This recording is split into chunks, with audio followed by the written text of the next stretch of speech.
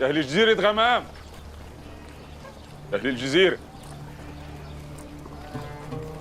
الشيخ محارب هداني والحقيقة وراني، وأشهد مفيش أحلى من الحقيقة والهداية. زارني في المنام الأول بكل أدب وذوق، جيته راكع في الجامع فرد كفه وتلقاني، شال من قلبي الضلال وملاه بالجمال.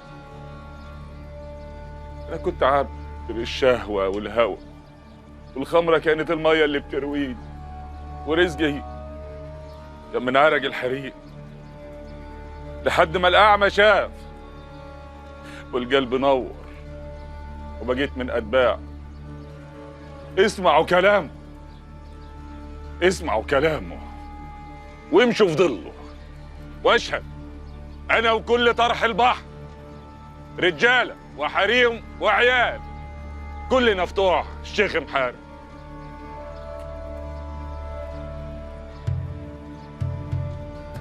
باب التوبة مفتوح للكل، باب التوبة مفتوح للكل، بس لو خيمة من خيامكم فتحت تاني لقلة الأدب وقلة الدين أزعلك قوي قوي.